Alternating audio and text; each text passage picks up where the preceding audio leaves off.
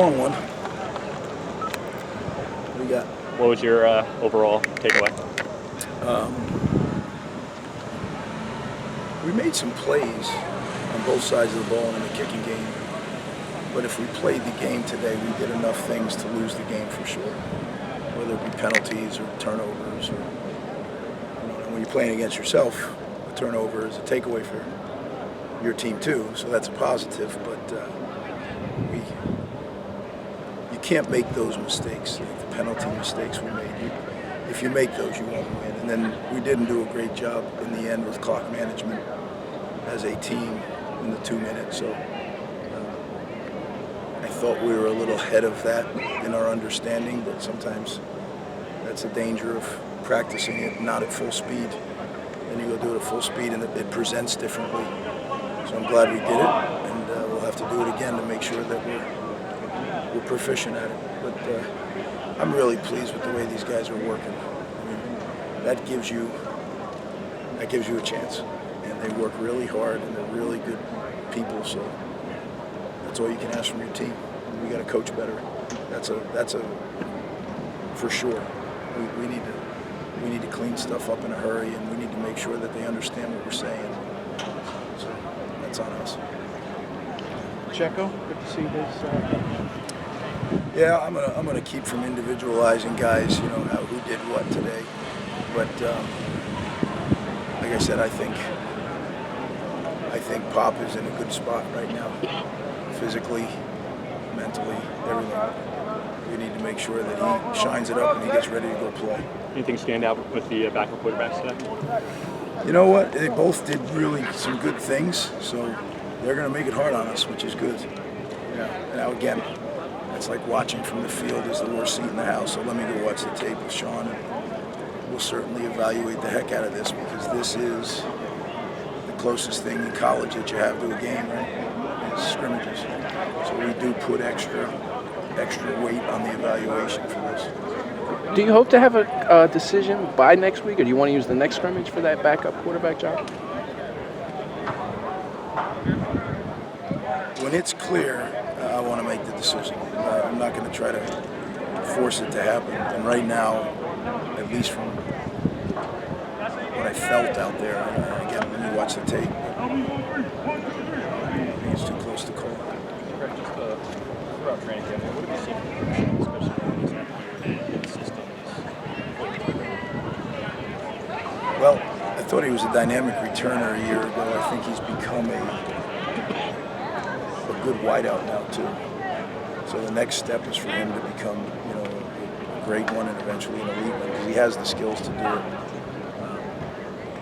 I think that he's getting better by the day. I do. And I think with this, the one thing you can't teach is his speed. Probably the toughest thing to evaluate on the field, but offensive line. I know that's been obviously bugaboo. You hit that one on the head. Yeah. Hard to evaluate.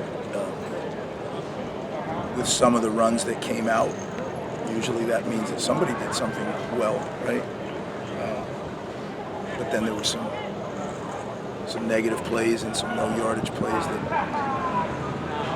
you got to say, did the back cut too soon? Did he take the wrong angle of entry, or did we not move the line of scrimmage? And that's going to be our big thing. We need to move the line of scrimmage in the run game. We don't need to make gigantic holes. We need to make. Our backs will run through small spaces, but we got to make small spaces. How significant is this experience for your true freshmen to, kind of progress through camp and start to make strides? Yeah, I think in development, right? This is part of their development. One of the things that I'm happy about is we got Field 3 fixed. So now we don't have to come in here. I think this should be a special place. Right? When you come into your stadium, something's going on, and you're not just down here practicing.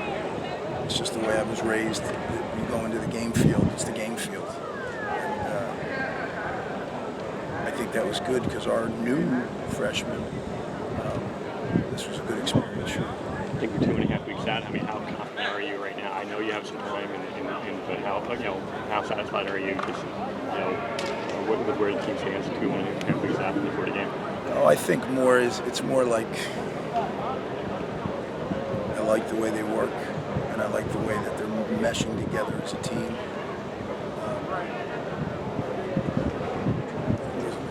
We'll know when we play somebody else. And I like the way that we're working, and I like the way that the chemistry is coming together. So that's better than the alternative, right? Time for two more. Your thoughts on how your special teams play? I think we executed well. I thought the specialists executed well. The special teams, sometimes it's hard because you have a scout team mimicking the other side, right? So that they're not as drilled as the team that we're going to play on the second is going to be. But I think we're in a good place, teams-wise. We just have to make sure every detail's covered. You know, the unknowns, we got to make sure we're covered. We talked Can you about. talk about Sanders a little bit? Just to look like he flashed out. Yeah, I mean, he's a transfer guy from Bucknell. He's done some good things in camp. I don't know where he's going to fit in the rotation. You know, we generally have 5 to 6 guys up and ready to go each game at the receiver's position. So then there's other roles, but that too is too early to call. You know, I think we've increased our depth at that position, so now it's a matter of competition and who does the best. Jimmy gave me the okay. He gave you an extra. He did. He gave me the extra. We talked about the backup quarterbacks, but Noah. Just your initial impression on him. Are you starting to see the comfort level between he and Gleason? That's just yes. I think they've had that comfort level. I do. I think. Do you see it more in game-like situations? Yeah, I see him every day in the office and in practice. So I think there's a great chemistry there between really all the quarterbacks. I think Sean has a unique relationship with each guy. And that's the key, right? When you coach, each guy is a different person. Just like even your own kids are different people.